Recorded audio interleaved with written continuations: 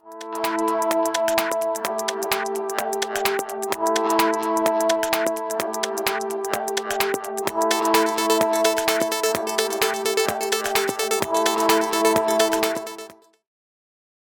good afternoon, everyone, and welcome all of you to the first of our series of virtual town halls on cybersecurity and digital privacy in the time of COVID-19. We are very pleased that so many of you have joined us for what we hope will be a thought-provoking and compelling 90 minutes of discussion and debate around the serious issues that we are confronting right now related to cybersecurity and privacy in the present crisis. We look forward to comments and questions from our audience throughout this discussion, and I will give you directions on that in just a couple of minutes, as well as introduce our panelists. A few words of introduction. My name is Charles Finlay, and I am the Executive Director of the Rogers Cybersecure Catalyst at Ryerson University. The Catalyst is a Center for Excellence in Cybersecurity Activities at Ryerson, based in Brampton, Ontario. We deliver programs in training, commercial acceleration, support for applied R&D, public education, and policy, all in cyber. We deliver an accelerated cybersecurity training program for new Canadians, women, and displaced workers. And I want to welcome many of those learners from that program to this town hall. The Catalyst is very proud to host this town hall in collaboration with our colleagues at the Ryerson Leadership Lab. The lab is Ryerson University's action-oriented think tank. Through leadership development, civic convening, and policy and research activation, the lab develops leaders and solutions to make progress on our most pressing civic challenges. The lab is also doing a great deal of superb work related to policy and COVID-19 that you will hear more about over the days ahead. Today's town hall and the town halls that will follow each week in this series are supported through the generous contributions of RBC. RBC is, of course, a commercial leader in Canada, but they are also a major supporter of policy development and discussion of many issues. And we're very grateful for their support of the Catalyst and of this town hall series. And I want to welcome many members of the RBC team to this town hall.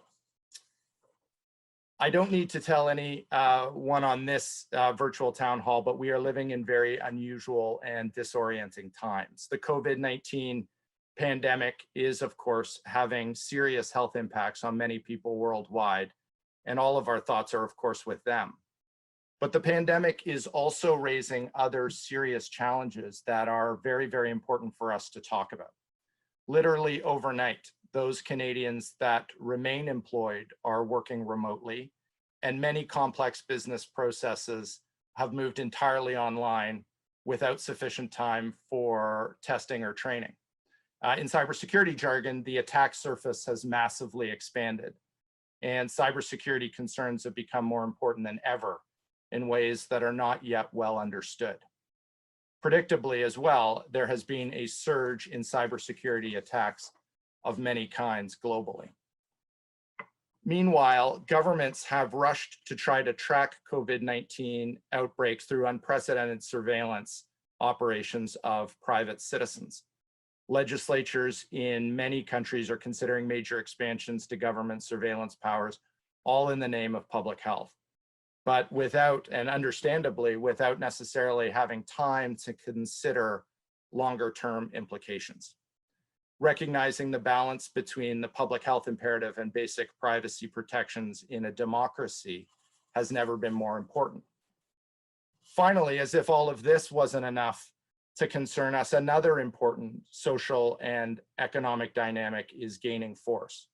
The digital divide. That is the gap between those citizens and organizations that have the means to afford participation in our new digital society, and those who do not, has suddenly overnight grown into a chasm.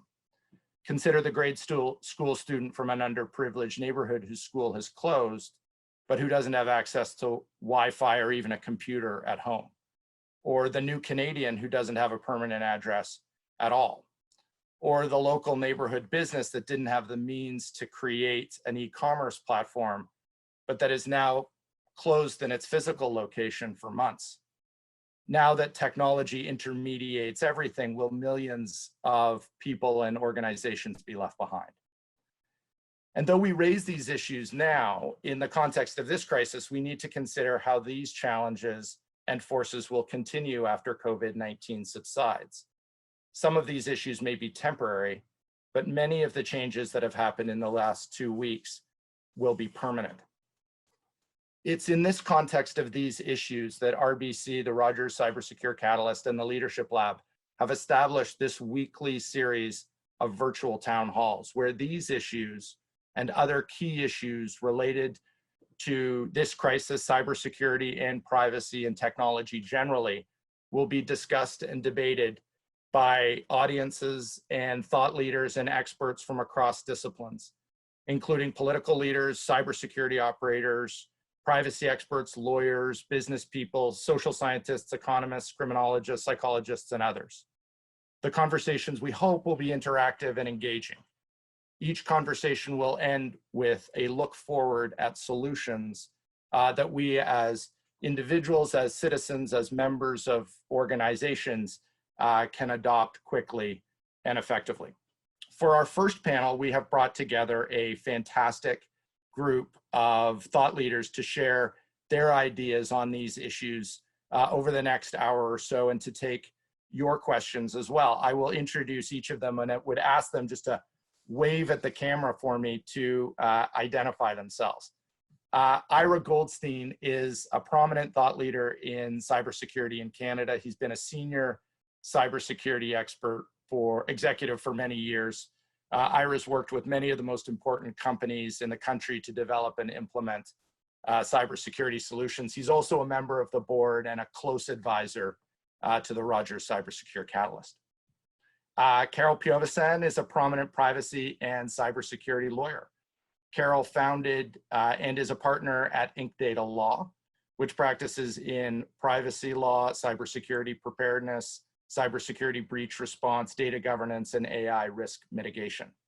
Carole was one of the 6 digital leaders that led the Government of Canada's national consultation on digital and data transformation. Brenda McPhail is the director of the Privacy, Technology, and Surveillance Project at the Canadian Civil Liberties Association. Brenda's work focuses on litigation, advocacy, and public education relating to the ways in which privacy rights are at risk in contemporary society. And Brenda is a frequent commentator on national security, intelligence, and law enforcement surveillance technologies, information sharing in the public and private sectors, and the social impacts of existing and emerging technologies. And finally, last but not least, from New York City, Jordan Kendall is the CEO and founder of Starman Cybersecurity. Prior to founding Starman, Jordan was the COO of Aon Cyber Solutions and served as CMO and then CFO at Strauss Friedberg. Jordan has held senior roles at PwC, Deloitte, and Forrester Research. Welcome to this fantastic panel. A note to our town hall audience: we welcome and encourage your participation. Please submit questions through the Q&A function at the bottom of your screen, or vote on questions that are already there. I'm told if you vote on the questions, they will rise in preference so that they can be asked of our panelists. And my colleague, Famita Kamali from the Leadership Lab, will introduce the questions from the audience at various moments throughout our conversation. And finally, I have to let you know that this town, maybe this will be an issue we can talk about in our privacy section, but this town hall is being recorded so we can all enjoy it later, as can our colleagues.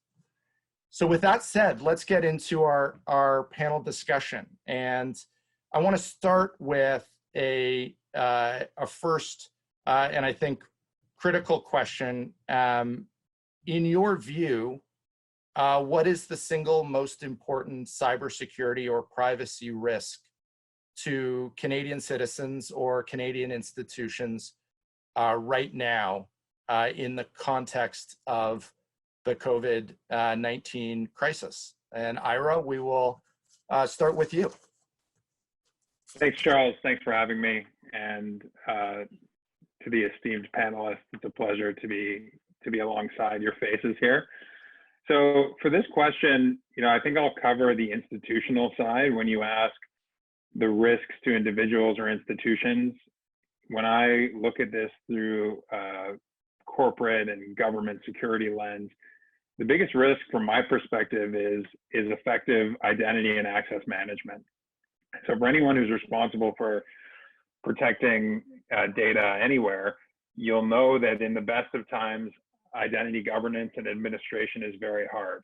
And what this means to those who aren't in the field is making sure that the people who should have access to certain data do have access to it, and those who shouldn't have access shouldn't have access to it.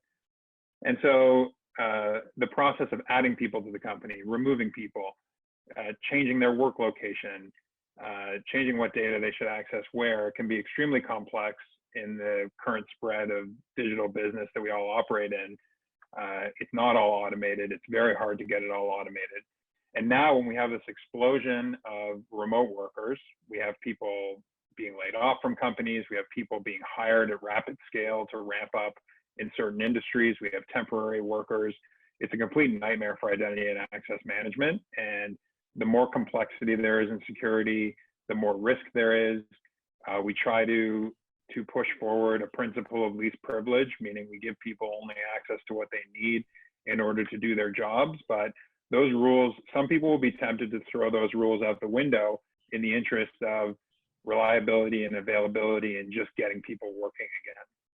And so the caution I would have is that be careful with that. Obviously, you want to get people working and you want to give people access to what they need access to. But in a time of rapid change and complexity is when security holes open. And those who succeed on this point will likely be the ones who put the foundation in place ahead of time.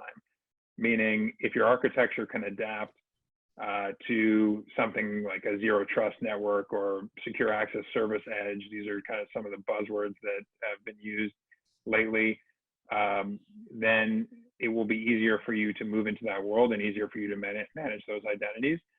But even if not, now is just as good a time as any to accelerate that digital transformation. Thank you very much, Ira. That's extremely important. Carole, turning over to you, what are your thoughts on the single most important cybersecurity risk or privacy risk that you're seeing? Yeah, so first I just want to say thank you also for the panel and also to everybody joining us. Thank you for joining us, and I hope you are staying safe and healthy because the single most important thing right now is for everybody to stay inside, stay safe, and stay healthy. So I hope that for you and your families. I want to sort of come off another point that Ira has made with respect to the single most important issue, because right now we are seeing, as you said, Charles, an unprecedented experiment with going virtual. We have been talking about the fourth industrial revolution on the horizon and what it's going to look like to enter the digital economy. But it always seemed an arm's length away. We felt like we were on the precipice of it, or we were starting to enter this new economy, but it was still quite a ways away. We were trying to figure out what are we going to do with our legacy systems. And literally overnight, we have found ourselves immersed in this economy, where now we have all gone digital. We have, to the extent that we can, we have gone remote, and we are trying to make it work. So I'll give you the example that we've been looking at a lot in my practice, which is virtual care, and the use of platforms such as Zoom and other platforms, including just basic telephone and text messaging to deliver primary care, for example. And there was a report by the Virtual Care Task Force that was led by the Canadian Medical Association that showed as recently as February 2020, only 4% of primary health care was delivered by video, 4%. Now, sort of qualitative estimates suggest it's something like 80%. So within a month, we have gone from 4% up to 80%, delivering care through all sorts of different mechanisms. And there is no one approved mechanism. So we are trying platforms like Zoom. We are trying in Ontario, the Ontario Telehealth Network. We're trying different platforms to see if they work, and sometimes they do and sometimes they don't. And so we are iterating in real time. So what is one of the biggest issues that we are going to face? I want to look at it from the end game, which is if, as we are entering this new digital economy and we are experimenting and iterating in real time, we really have to get it right. Because I do think that we are not, in many cases, we are not going back, and we have to maintain the security. We need to maintain the trust of the people whose information we're gathering, whose information we gathered long ago, use it responsibly, and really think about that now. We can't be making, so there will always be, little mistakes as we try new technologies, and they may not work quite well, or they may have major vulnerabilities that need to be tested in advance. But really the effort has to be on good governance, good data governance early on, good security systems early on, and cement privacy as a competitive advantage, which it is, cement security as an enhanced feature, cement better data governance and more thoughtful privacy practices. And I think that will help us get through this transition period and maintain, without having lost the trust of the data from the individuals from whom we've collected it. Carole, just asking about that, in the clients that you're working with or others that you're seeing in your practice, are people ready? Are the institutions that you're seeing ready for this transformation? Everybody almost everybody is struggling to get there. So it's, what does it mean to be ready? Some have well-established cybersecurity plans, and they've got a great incident plan, and they've got a really solid governance structure, data governance structure. Many don't. This was something that many, an endeavor that many organizations were undertaking now, recognizing that we were en route to this digital economy. Thank you for that. Brenda, to bring you into the conversation, what are your thoughts on the most important cybersecurity or privacy risks that you're seeing? I think, Brenda, you're on mute. You just might have to, there you go. There we go.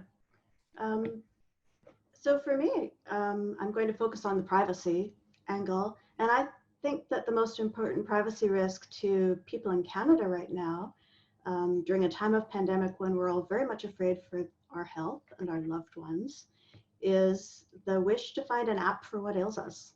We want a silver bullet tech tool that's going to somehow help us achieve more perfect social control for people who are infected or who might become infected, which of course is any one of us.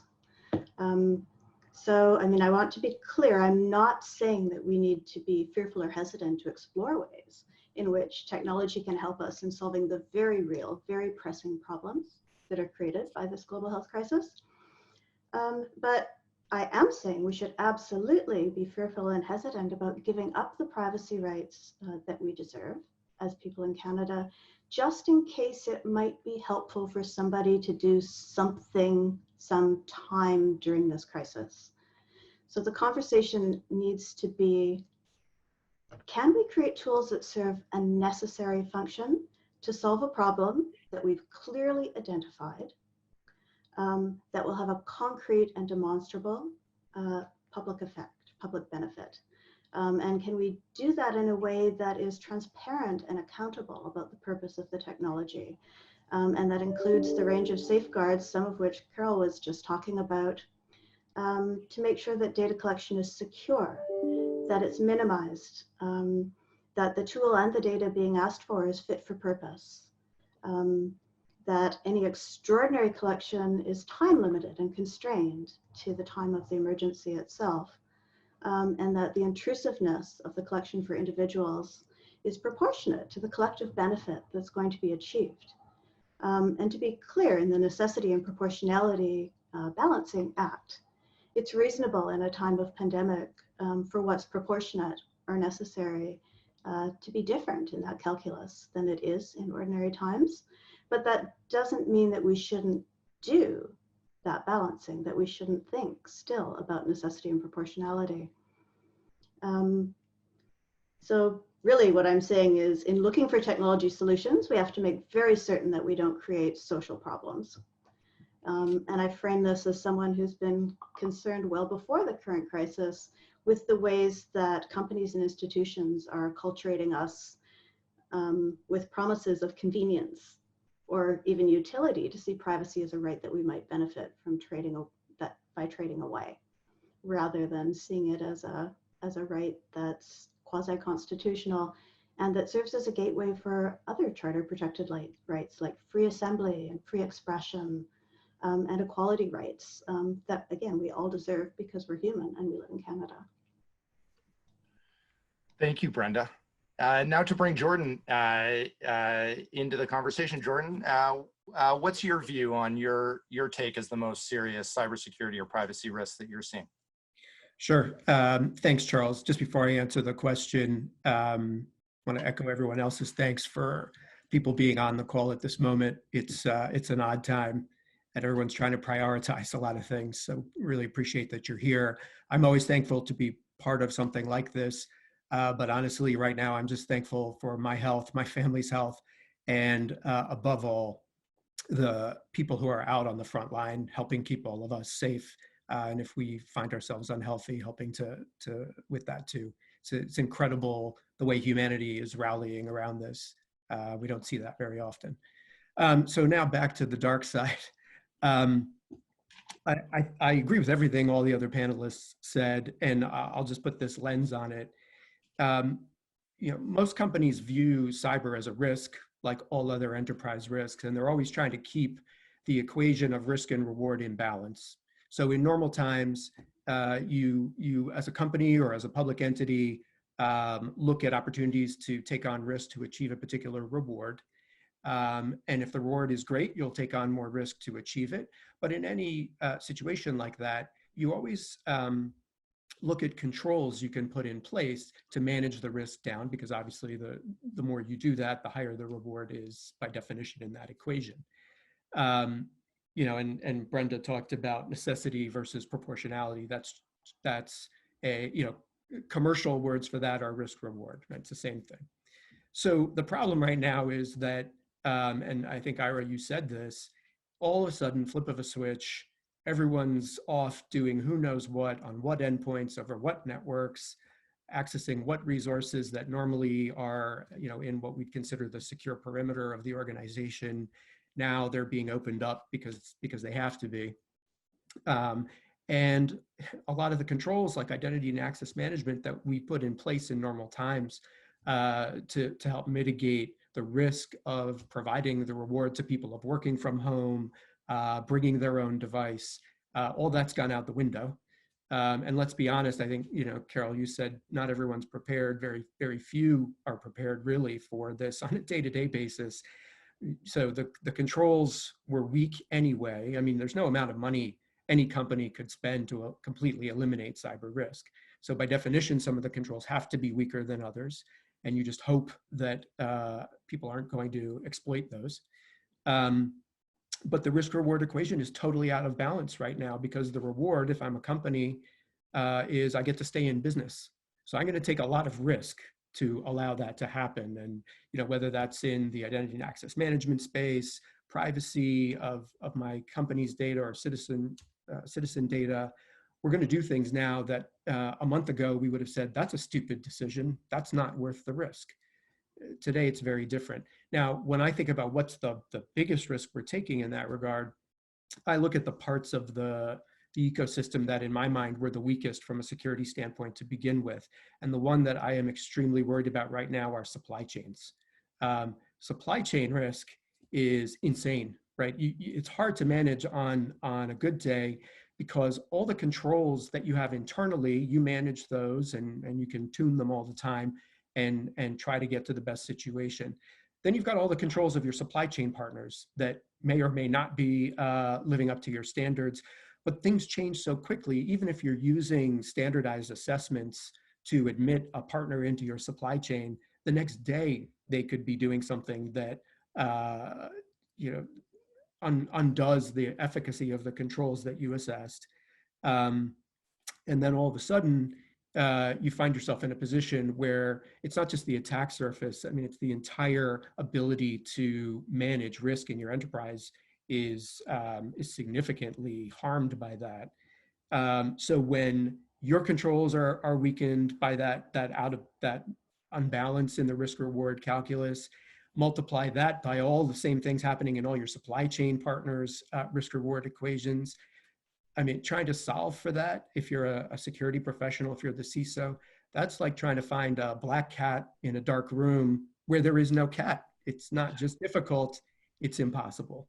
So that concerns me greatly. And I think we need to look at the supply chains right now that have been deemed essential and really rally around the security of those supply chains, because if the essential services cannot be provided, we're not just going to see a health crisis or an economic crisis, we're going to see a societal crisis. You know, if that food supply chain starts to fall apart, it's going to get ugly very quickly.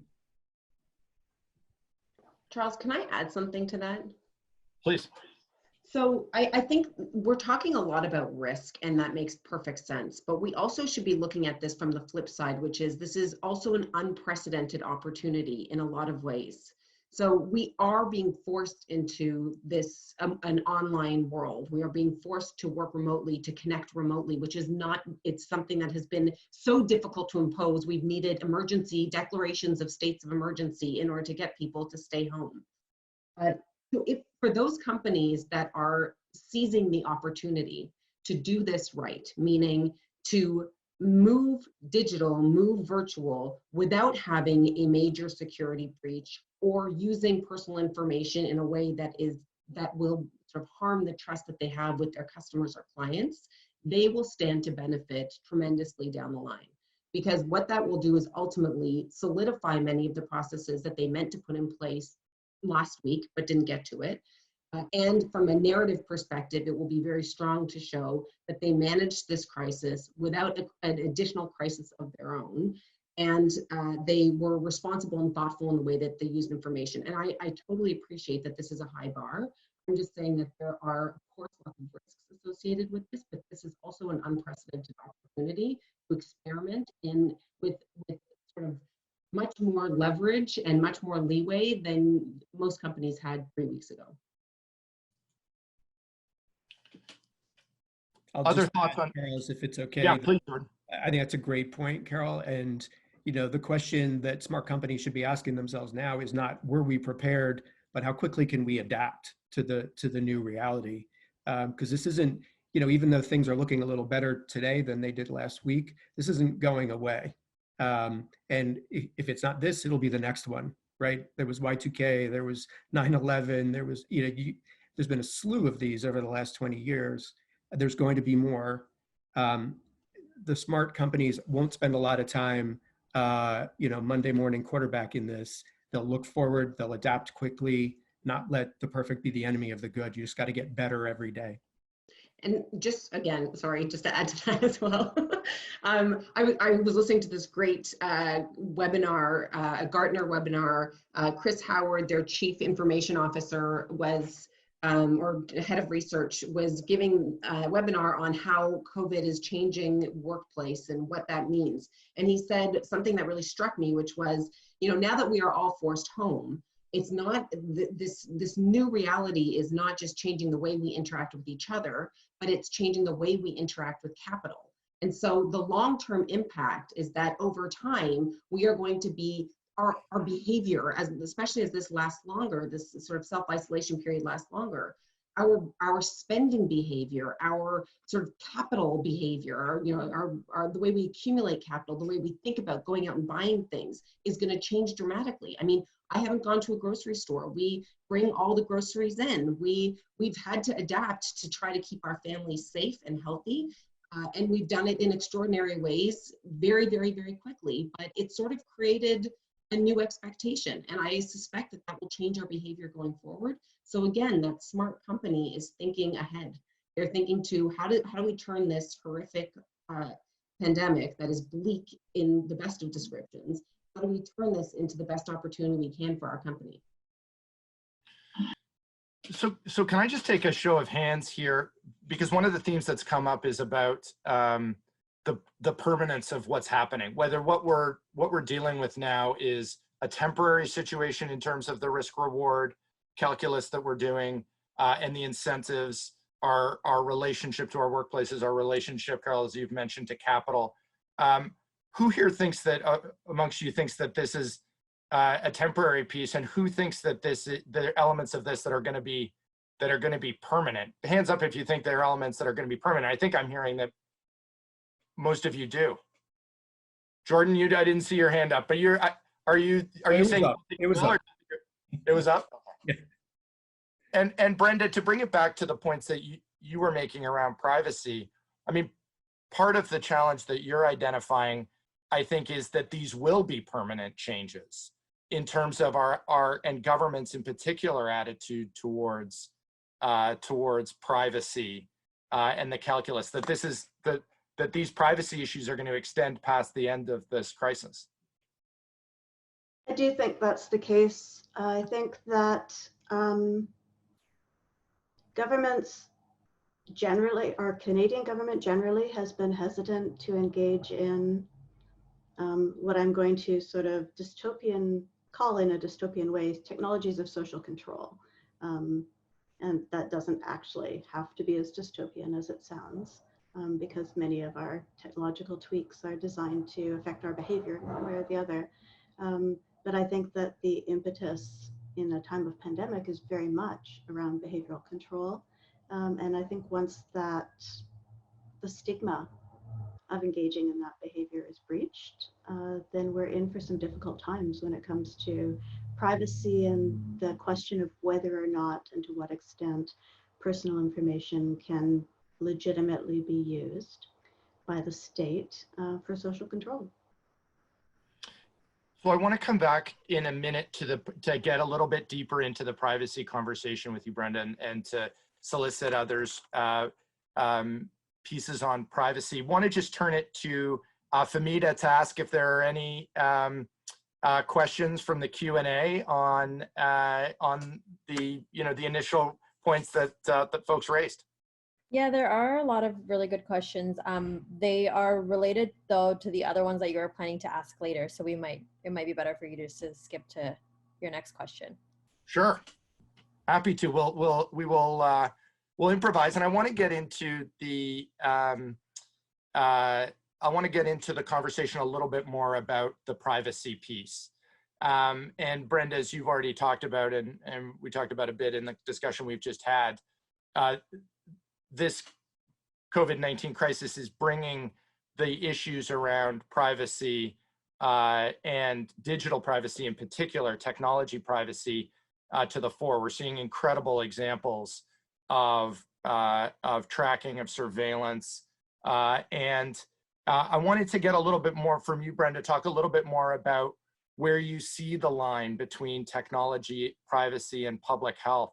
In particular, in this pandemic, you've said in other spaces, surveillance isn't necessarily bad.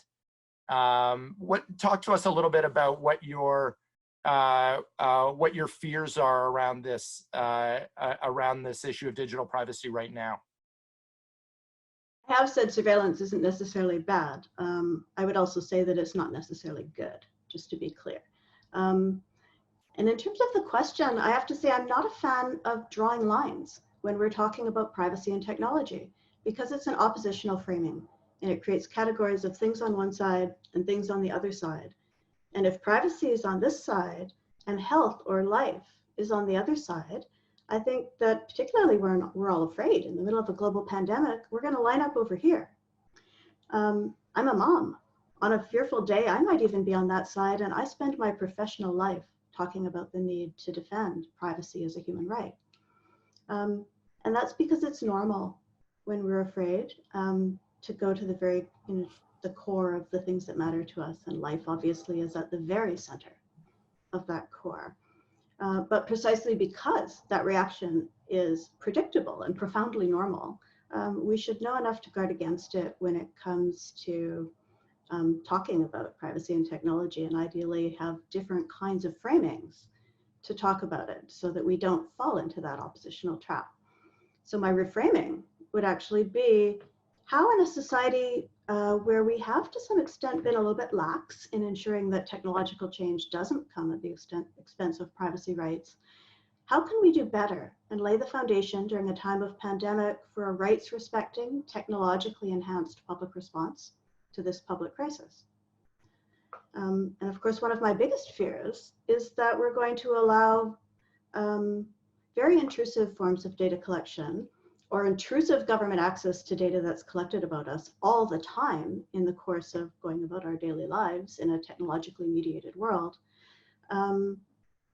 And say, because we're in an extraordinary time, a time of extraordinary need, that's okay. And then at the point we emerge on the other end and we're talking about what are the permanent changes going to be, the fear, of course, is that when we emerge on the other end, that extraordinary access has become absolutely normal access. And I think that what we risk is the idea that our new normal will be an idea that privacy is a luxury. That's nice to have, but we can be expected, not just asked, but expected to give it up on demand. And partly that's because in North America, we have a really individualized sense of privacy. It's about my personally identifiable information.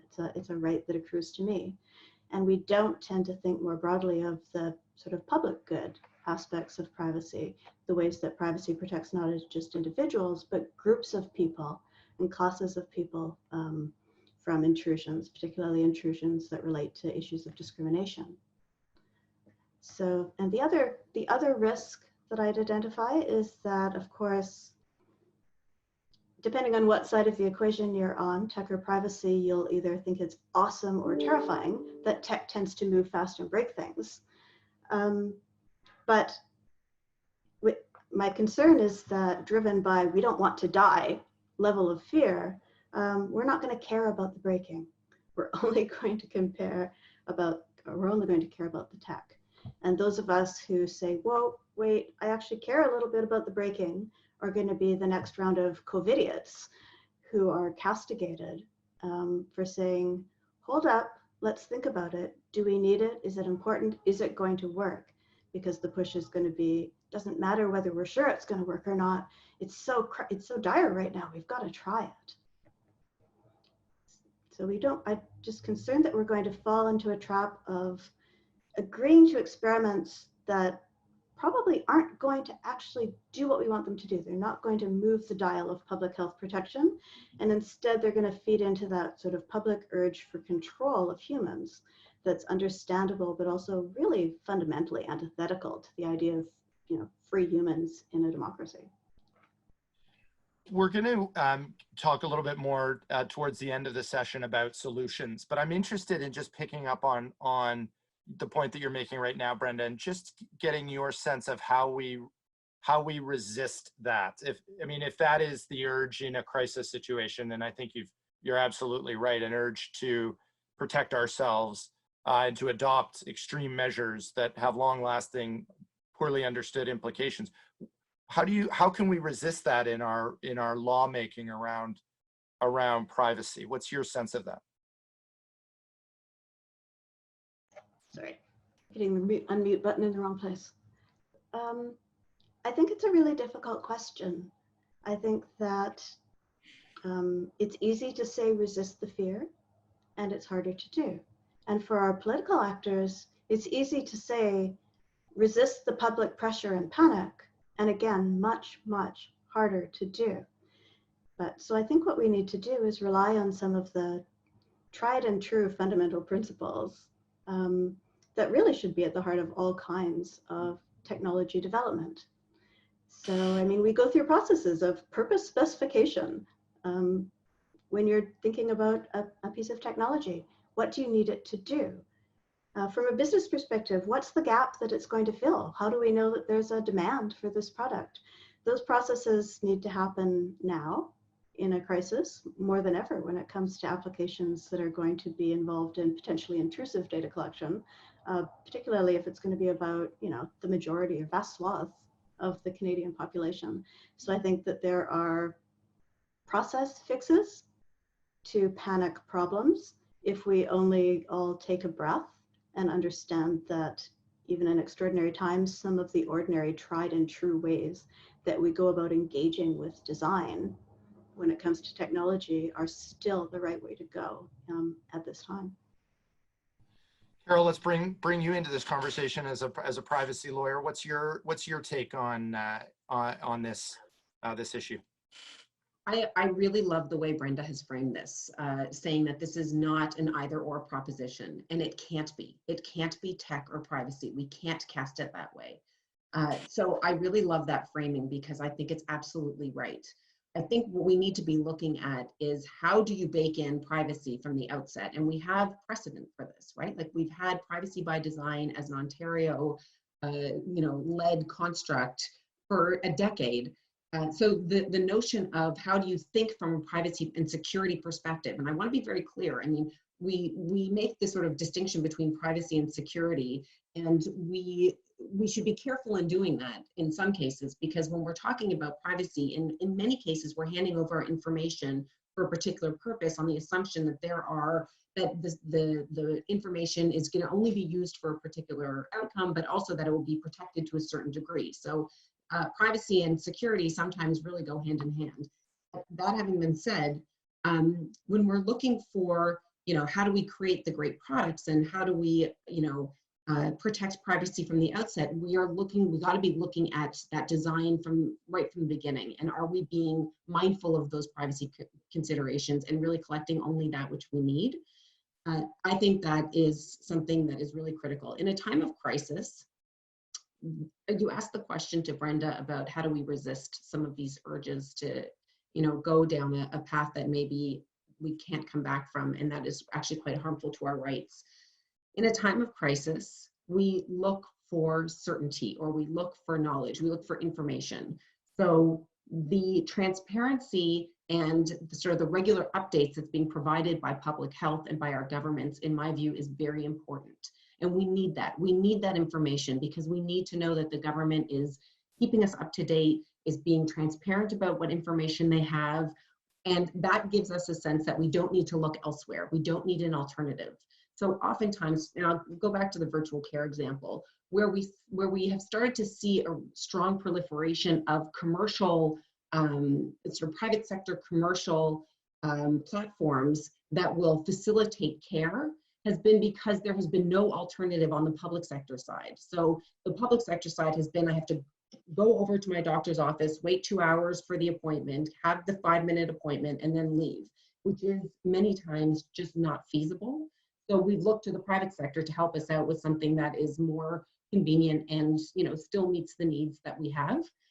In a time of crisis, we need our government to be the transparent, so we don't have to look for alternatives.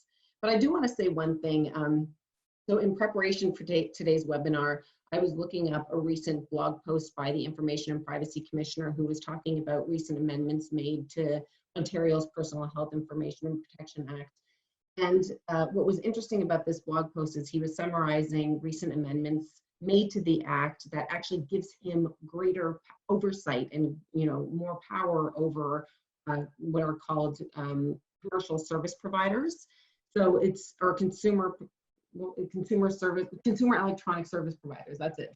And so what was interesting there is those consumer electronic service providers are entities that are reaching out to individuals and saying, hey, you can store your personal information here. Your personal health information can be here in this app. And the Ontario government has now given the IPC more authority to look into those apps and make sure that they're collecting the right amount of information with the right safeguards and for the right purpose. So where we see a legislative response, in some cases there has been an opening up or an easing of certain requirements for the disclosure of information. We've seen this in BC.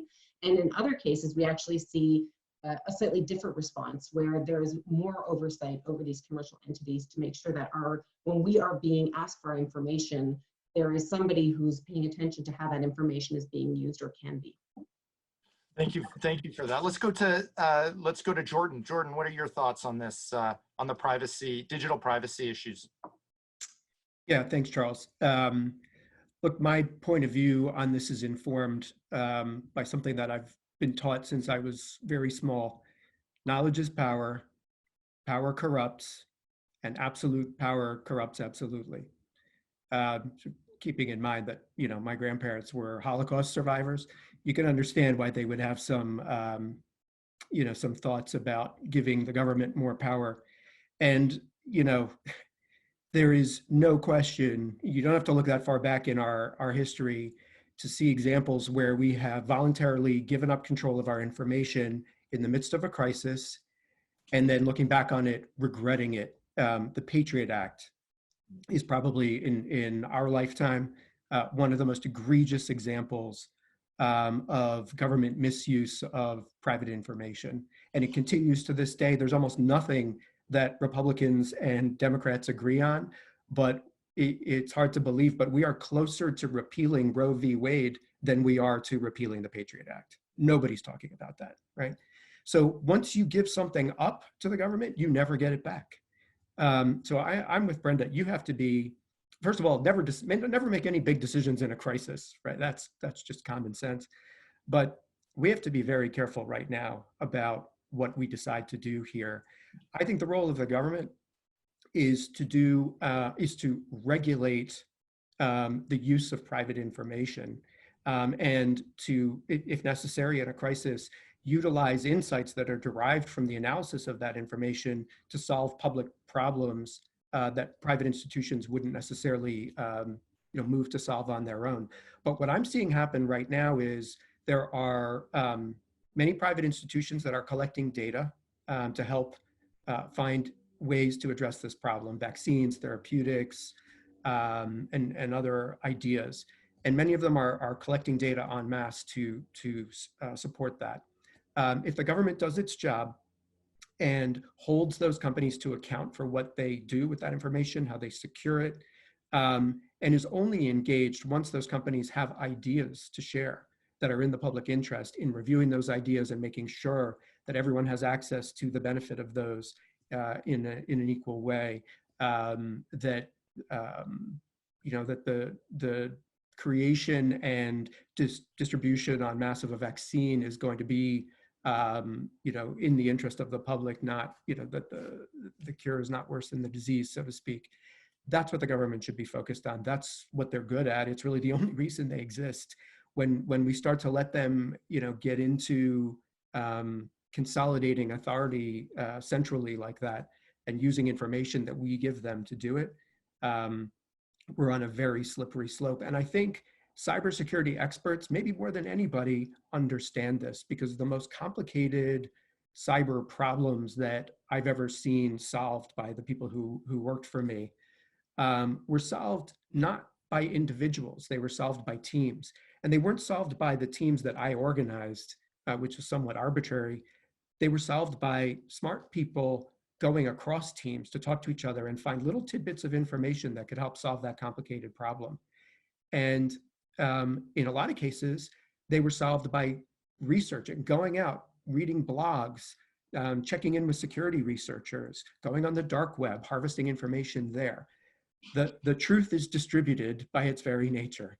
But somehow believing that consolidating information under some governmental entity is going to lead to some better outcome than if we allow, in a controlled environment, private enterprises, private not-for-profit groups to collect data, collaborate seamlessly, and be regulated in the way that they need to be. I think that just doesn't make any sense to me.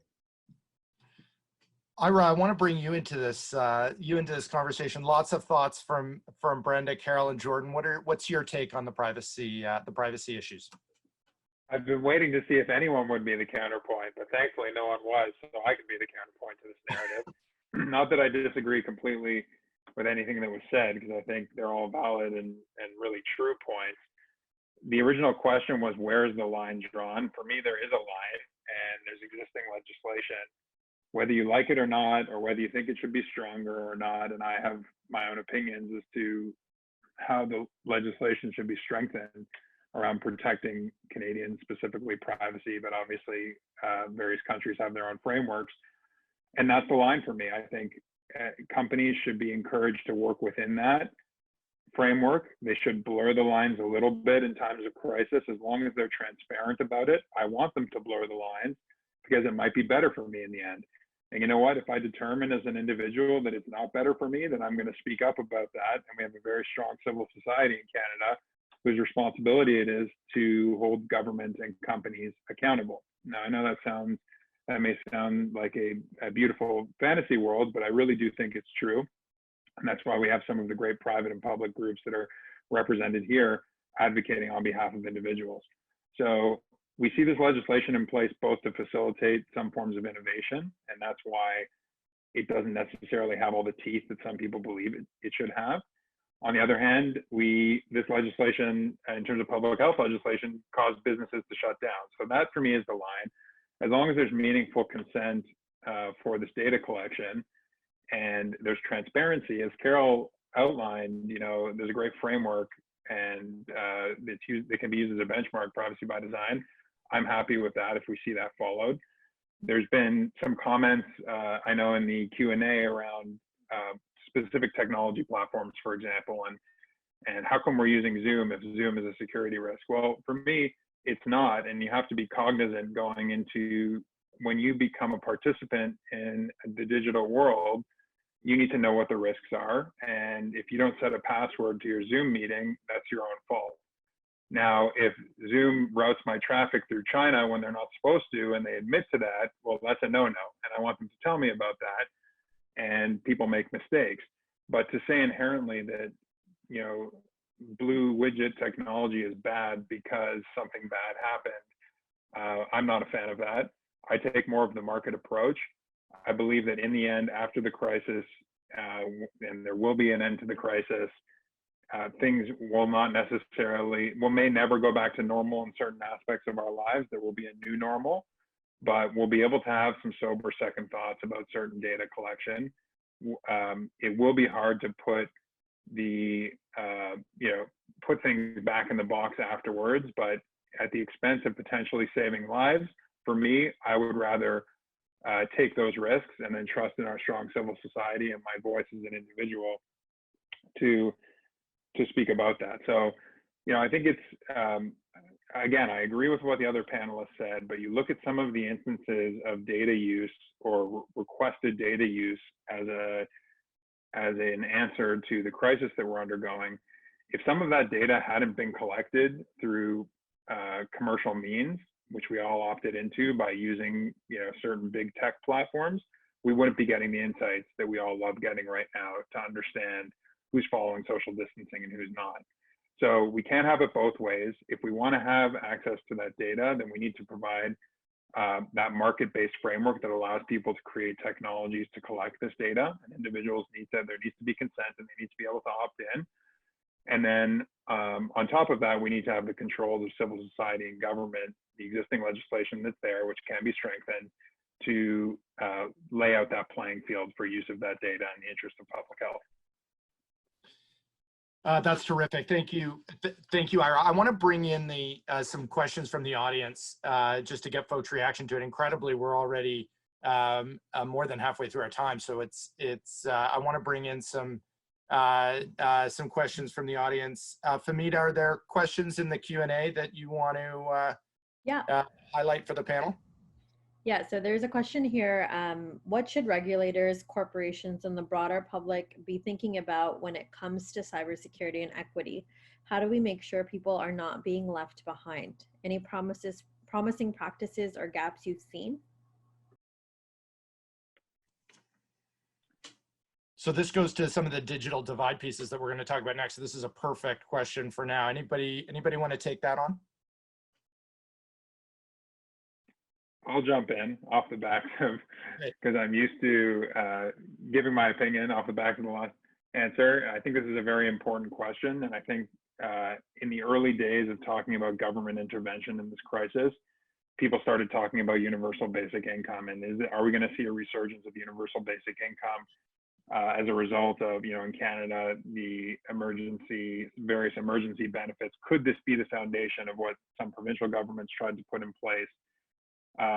And perhaps we should think about that in terms of a universal digital income in some way. I don't know, there's probably a better name for it, but if we believe that this will happen again, or that society will be foundationally changed by this experience, in that we're going to be doing more remote work, we're going to have the flexibility to deliver school virtually, which I don't necessarily think that's a good idea if we can avoid it, but let's just roll with it for a minute. Why not ensuring that every Canadian has adequate fast internet access and an adequate device to access it?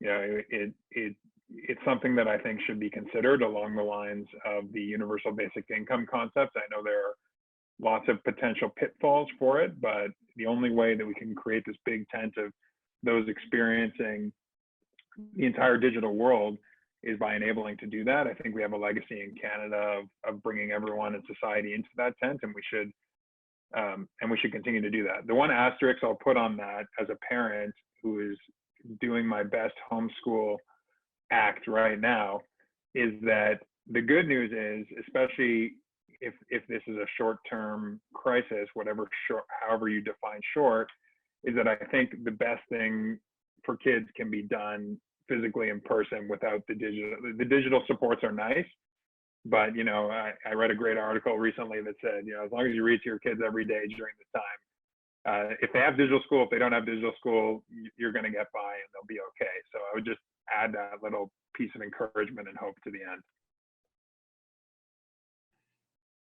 Famita, any other questions or that you wanted to raise right now? Or we can. Sure. There are some questions around privacy.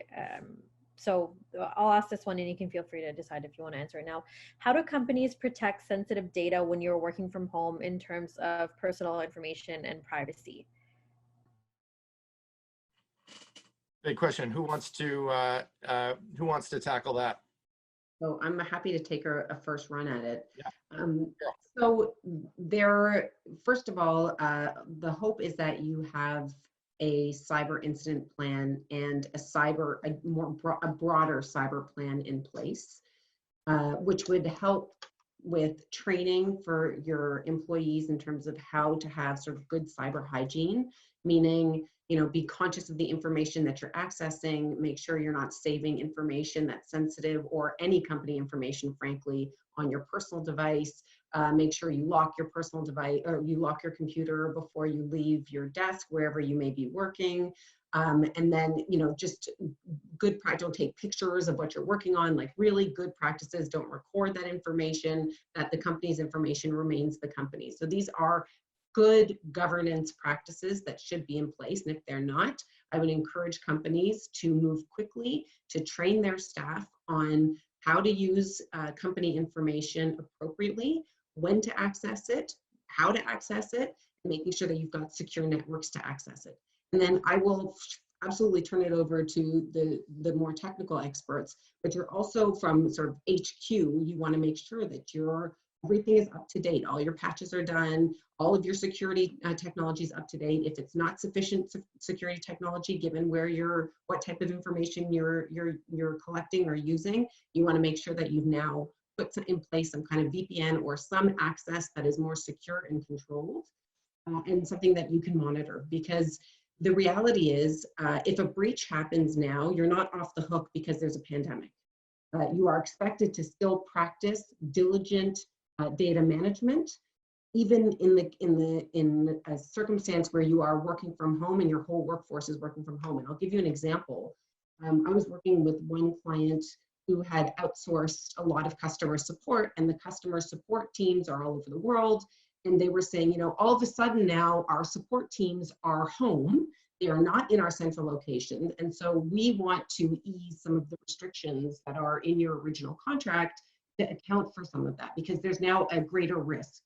And my response to that was, we can't do that. Like, we can't ease the restrictions. We just have to move fast to make sure that the technology and that the processes are in place to maintain a certain level of security that is commensurate with the sensitivity of the information that you're collecting. You can't lower the standard of security. You just have to get to the standard that you had before when you were on-prem.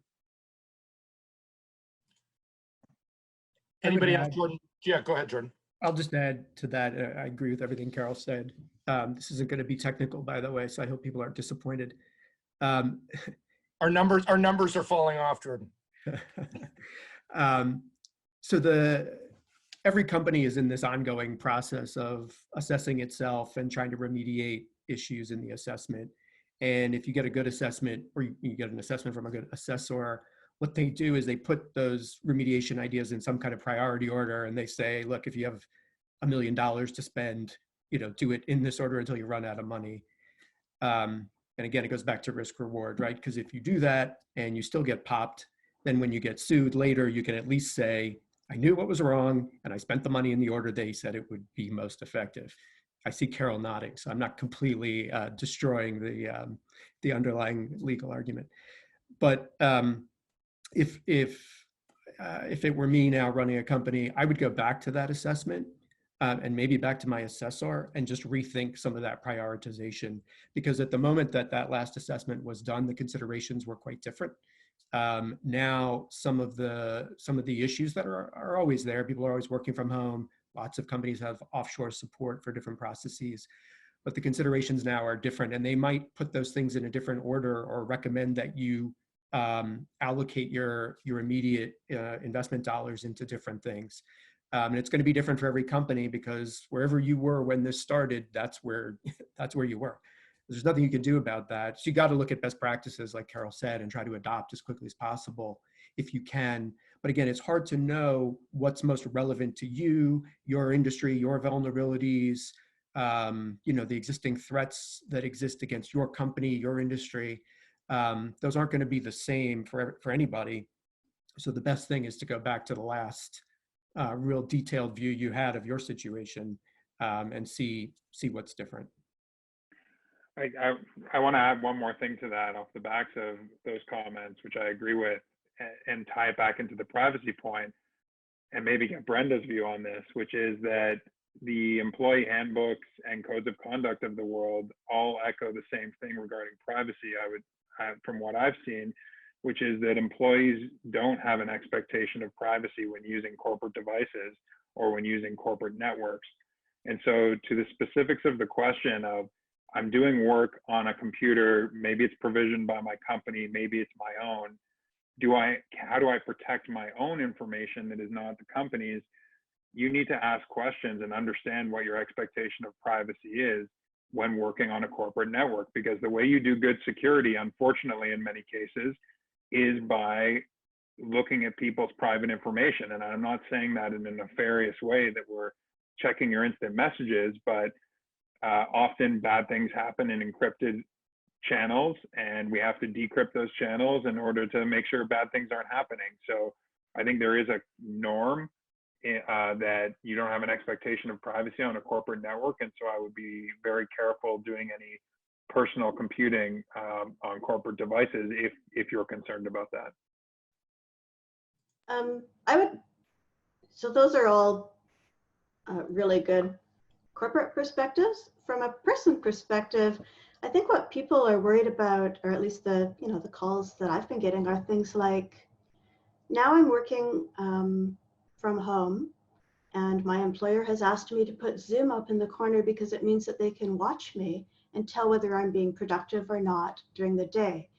When I'm at work, my supervisor would, know broadly what I'm doing, but this is a whole different level of scrutiny.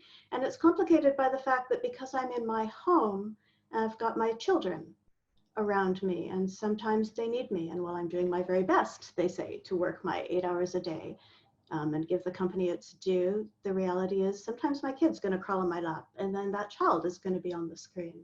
Or sometimes it's going to be the cat who walks across the keyboard, which I'm less concerned about their privacy, but still, there's going to be things that happen because I'm at home in my own space.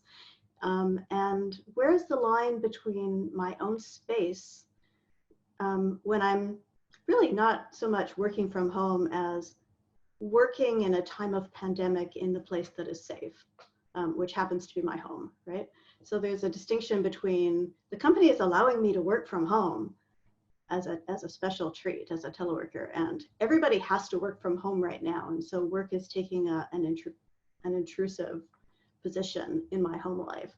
And how do we draw the lines? How do we make sure that companies are being open and accountable and transparent with their employees? about when they're going to watch and when they're not, and what the consequences are going to be if that watching reveals something that might not be okay in the workplace, but might be understandable in the home. And then the other thing, of course, is many of us, particularly those of us who are from small and medium-sized enterprises or nonprofits, are not working on a company network, are not given company devices. All of a sudden, our personal devices have been called into play for work purposes. And so it would be helpful from that perspective for both company guidance about the ways that we can exercise good digital and security hygiene in that situation, but also a really clear set of expectations around the level of literacy that you can expect from employees. And again, what consequences are reasonable and what consequences aren't if there are problems because people are struggling to do the best they can in difficult situations using the tools that they have at hand because nobody can get anything else right now while we're isolating. Yeah, that is an excellent point, and I don't want to diminish that at all. And I think Carole will also agree. There's a huge reasonableness factor here, where your employer watching you for 8 hours a day on Zoom is, I would suspect, inappropriate unless it's a bona fide job requirement. And I think we need to be careful to just add to my points of the reasonable expectation of privacy. Employers shouldn't be allowed to use the crisis to exploit employees in a way, using the crisis as an excuse, essentially. And that goes for everything from employment, legal employment matters, to surveillance, to, there's implications for using personal machines, for using internet. People should be compensated for that. So I think there's a huge risk that will continue to happen, and we need to guard against it. And I think that's why the Canadian Civil Liberties Association probably exists, is to be able to raise those concerns. So I'm thankful for it. So I want to turn towards solutions, and then I want to leave a couple minutes for some more questions from the audience. But I'm mindful of our time, and we have about 20 minutes left in this terrific conversation. So I want to talk about a couple of solutions and get a couple of ideas around solutions from each one of you. We've talked about challenges in cybersecurity and in privacy, and we've had a very good point raised around equity in this context. And I want to ask for two proposed actions from each of you related to anything that we've talked about today. One piece of advice might be for businesses or private citizens, and one piece of advice for governments. So practical piece, and then a piece at the policy level, and then we'll go back to taking some questions from the audience. But Carole, I wanted to start with you. A couple of action items from you. Sure, and they actually relate both to Brenda. So the first action item for companies and private citizens relate to what Brenda and Ira were just talking about. So my first practical piece of advice is get your cyber plan in place if you haven't already, and communicate it to your employees, communicate it to staff, because people are your number one insecurity when it comes to a cyber breach. And I'm not saying it's all malicious or intentional. It's just the people who are accessing your information are your biggest risk for a cyber breach. And communicating good cyber practices is critical, and giving them tools to understand that, if you have to use your device at home, here's how you do it responsibly. Here's what we will be accessing if we ever had to access it for whatever reason. And here's what we would not. And here's how you can separate your information. Giving that guidance is critical. It might mean you've got to seek advice on how to do that, because you might not have that skill. Maybe you have to go to Ira or Jordan or somebody. You need to seek that advice, but really making sure that you are fair, reasonable. I agree with Ira, and that you are giving your employees that advice is really critical. And then making sure that you're on the technical side, you are up to date, okay? That you've really brought your systems up to date, and when you can, stress test your systems to make sure that they're responding as you anticipate. So that would be my first sort of practical piece and my practical solution. As to governments, I would say maintain the transparency. We cannot lose trust. People are scared right now. They're scared for their health. They're scared for their families. They're scared for the economy. They're scared for the future. People are very uneasy. This is an unprecedented situation in the current, last 100 years. We haven't seen anything like this. So be transparent and keep trust in mind. Maintain public trust, because public trust will make sure that people stay home for longer than 2 weeks. Once you lose public trust and you lose the public's incentive to sort of comply, and the moment there is some flattening of the curve, people will just go back outside. You would have lost that sort of faith in government to do the right thing and to get us back to work and back to normal as soon as possible. So transparency and trust, those are my two. Thank you. Brenda, what are your thoughts about a practical piece and a policy piece in terms of action items? So in terms of a policy item, I think I would ask governments to be critical of technological fixes, technological solutionism. As far as I can tell, the very best technology, the one that is tried and true to help us fight this virus so far, is soap. And it might be setting the bar too high to ask for any new tech fixes to reach that level of utility. But I work in civil liberties for a reason. I believe in setting ambitious, idealistic goals. And so that's what I'd ask, is make sure that if you're looking at technology to help solve our problems, that it will do that. For private citizens, I think it's really important, it's absolutely fundamental that we maintain public trust, as Carole was saying, because that is the way that we are going to be able to all work together to protect public health and do what's being asked of us, even when it's incredibly difficult. But that doesn't mean that we can't be critical in a measured and careful way of what we're being asked to do. You're not a COVIDiot if you ask questions about the fixes that were being offered, and you're not a COVIDiot if you try to hold our governments to the standards that they are holding us to as citizens and residents of Canada, when they ask us to think of acting for the public good, for the good of everyone around us. We can turn that around and say, yes, well, we also expect you to demonstrably act for our good. And when it comes again to technology, we need you to be open and transparent and accountable with us about what it is you want to do, what it is you want to collect, how long it's going to last, and how it's genuinely going to benefit us. So I think for people, don't be afraid to be critical and ask questions. Just do it while you're inside on your couch and wash your hands periodically. Ask questions, but after you wash your hands. Yeah, I fully agree. Thank you very much. And Ira, turning back to you, what are your two action items, a practical one and a policy one? So practically for businesses, as I think Carole mentioned earlier, this is an opportunity to accelerate your digital transformation and embrace a remote workforce. And there are many traditional companies who have not embraced that previously for a variety of reasons, mostly cultural and social reasons.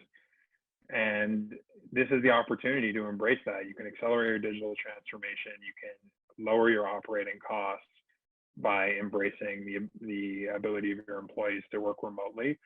And it's a really good excuse once you've stabilized, obviously, and health and safety is number one. So let's assume that that's stabilized. Use this as a way to allocate money towards your digital transformation, anything that you maybe were held back on before. Advice to individuals, I would say the Cybersecure Catalyst, I'll call out the Catalyst specifically for the amazing educational programs that they have started to run and will continue to run, especially the ones with a focus on retraining of the workforce.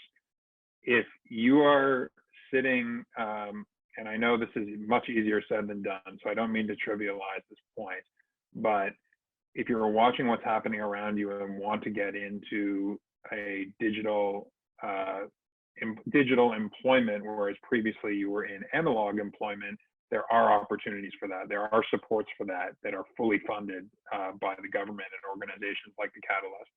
So I would encourage individuals to go and seek those out if they can. Obviously, there are barriers to many people to doing that, but please try to do that.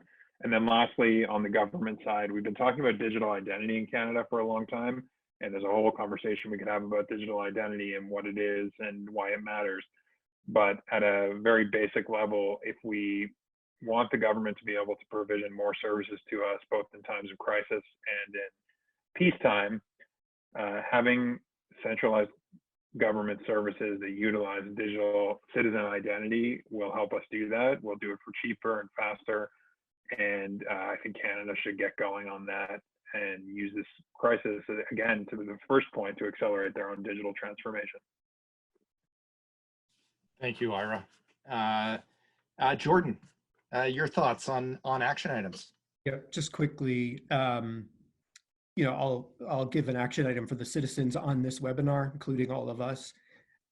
What you're seeing right now is that each of our individual abilities to be accountable for what we're doing, our behavior, is the thing that's having the single biggest impact on how quickly we're going to get out of this.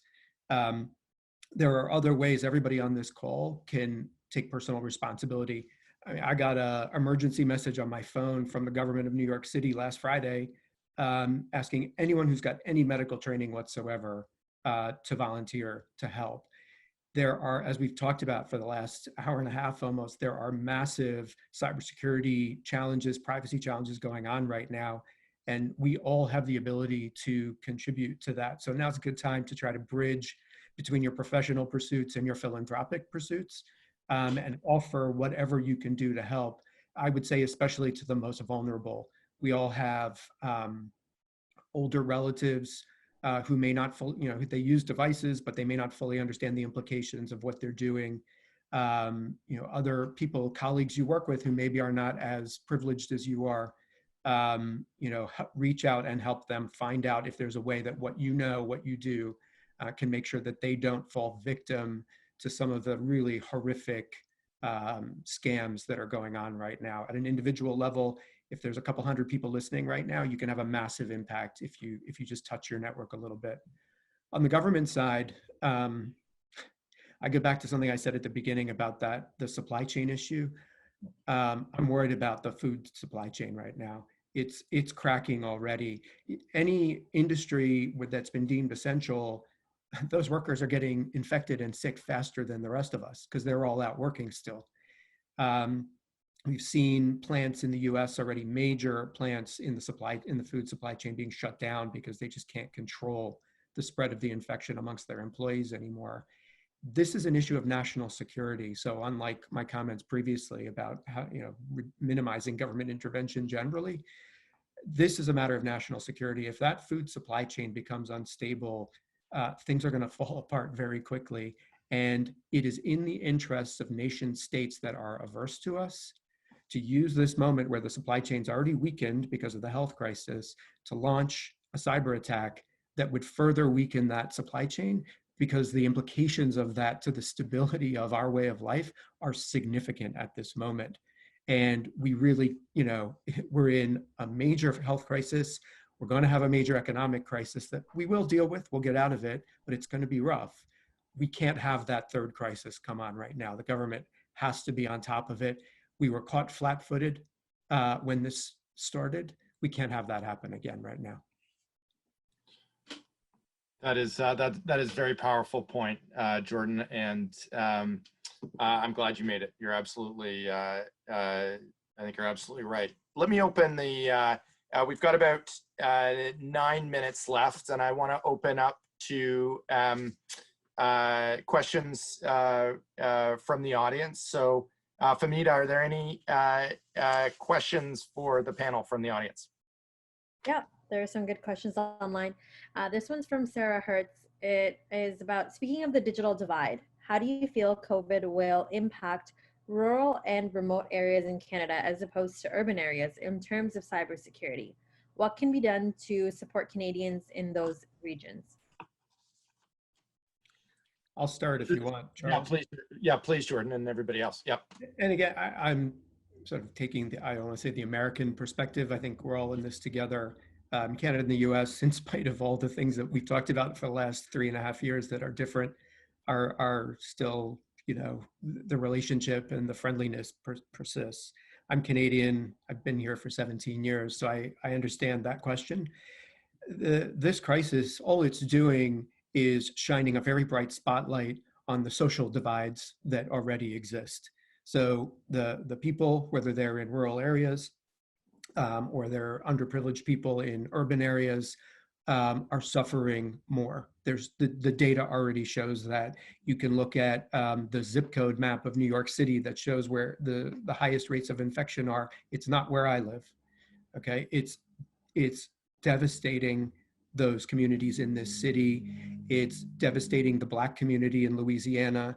They are 30-something% of the population of Louisiana and dying at a rate where they represent about 70-something% of the deaths from COVID in the state. So these things exist in society already. What's happening now is, and Ira, you talked about it, and Carole too, there's massive opportunity now to accelerate digital transformation. And in doing that, we have to remember this social divide. We're going to accentuate that divide that exists in the real world as we focus more on this digital transformation, which I think is a good thing. And the transformation is a good thing. It should happen faster.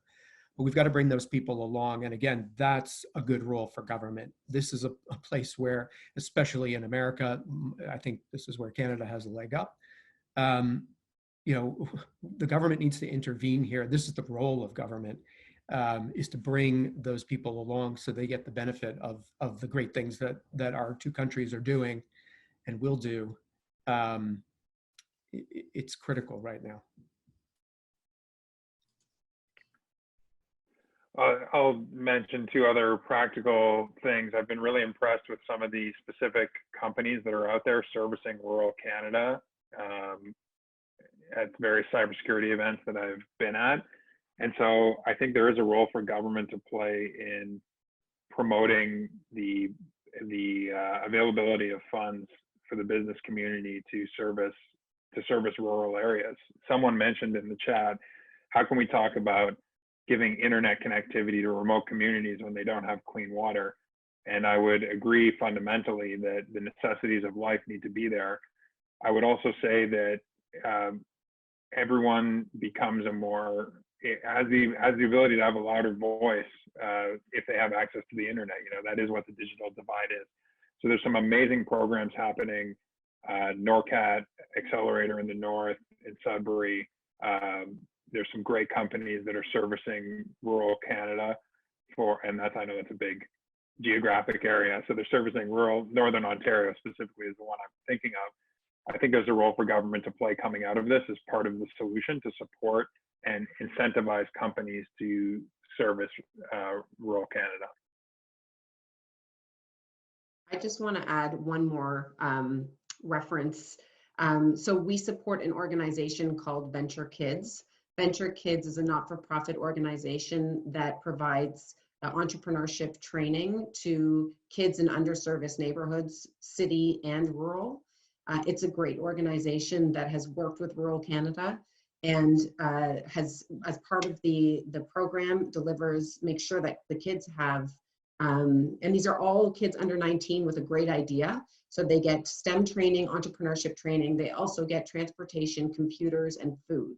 And all of this is being done on a voluntary basis. So it's not specific to the question, I'm sorry, it's not specific to the question of cybersecurity per se, unless you've got a great cybersecurity idea and you happen to be in rural Canada, but it is relevant to this idea of the digital divide. Government has a critical role to play. We've seen it in the digital charter, flagged as one of the charter principles. We see it in some of the funding that comes out of government, absolutely. So leave that as a stated yes. Civil society is also stepping up, and we are very proud of the role that Venture Kids is playing in supporting kids who otherwise would not have access to this type of education because it's just too expensive to get right now. I guess the last thing I would add, I mean, we know that this virus and both the penalties and the privations fall disproportionately on people who are vulnerable, particularly people who are homeless and who are socioeconomically disadvantaged. And one of the places that such people often go to get use technology and to get some support in using that technology are public libraries. Public libraries were one of the first things to be closed. And while there were valid safety reasons for that, I think when it comes to making sure in urban and rural and remote areas, and I'm actually a small town girl myself, and the library was a place of refuge for me as somebody growing up in a little tiny town with 1,000 people. So I think that we need to think about where do we already have civic infrastructure that could provide those essential connections for people. We shouldn't overlook libraries, and we should maybe take a look now if people are being left out currently when we don't have time to put forward a whole-scale government effort to provide free broadband for all, for example, or affordable broadband, that we at least look at how can we keep the places where people go for this essential service of being connected in our connected world open and make them available. That would be my pitch. Thank you very much, Brenda. I very much regret that we are coming to the end of our time, and I know that there are a lot of questions on the Q&A. Unfortunately, we are out of time. I want to just go around the table one more time and just get a final thought from each one of you, something you want folks to take away from the conversation we've had from your perspective, and just in a sentence or two. Sorry to put you on the spot this way, in a quotable sentence or two that we can put on a bumper sticker forever. Just give us, give us your final point. Carole, why don't I start with you? Absolutely.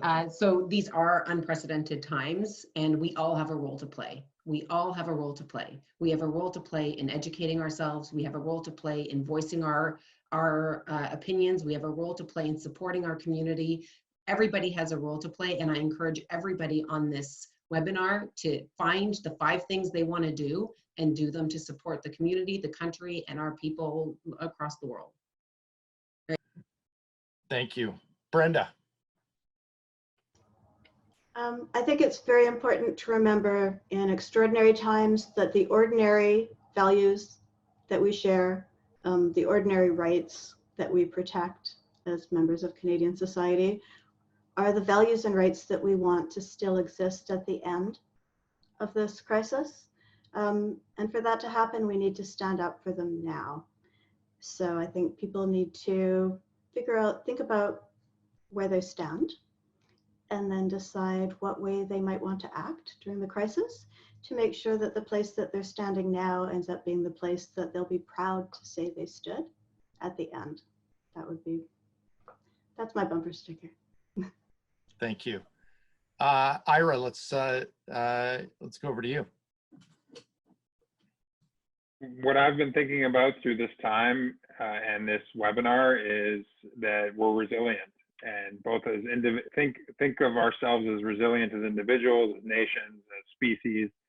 And so we will get through it, both from a physical and mental and health perspective, and from a digital perspective.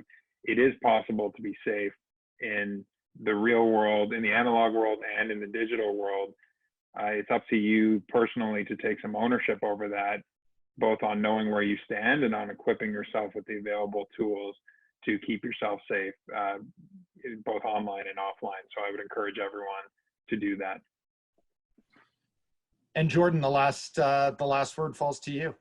Sure, I would just say what this situation shows us, as many similar ones have shown in the past, you're not crazy if you have a plan, if you've thought through what could happen and you're ready for it. We all like to watch those shows on, whatever network with these crazy survivalists and their bunkers and their stores of canned food. Yeah, how do you like them now? Have a plan. Don't wait. Be ready for these kinds of things. So I want to, just in closing, thank our panelists profusely for all of their contributions and comments in the last 90 minutes. This has been an absolutely terrific exchange and discussion of some very complex, difficult, and very important topics. So Carole, Ira, Brenda, Jordan, thank you so much to each one of you for being a part of this. Thanks to the Leadership Lab, my colleagues there, and to RBC for their steadfast support of the Catalyst and of this town hall. And I want to say a thank you to everybody in the audience. It's been an incredibly well-attended event, and I want to echo my my colleagues' statement when I say that the most important thing in these times is everybody's health and well-being. So I obviously hope for your health and safety during this time, and urge you to obviously take all the steps that are being recommended to all of us by the government officials in respect of how we can stay safe through this time. So thank you for being here. Thank you for your contributions to this conversation. We will hold our next panel next Tuesday at the same time, and we will be sending out invitations to that panel and announcements about those panelists in due course. Again, thank you so much to our wonderful panel for this discussion, and thanks to everybody who attended. And I hope you all have a great evening, and look forward to seeing you all again next week.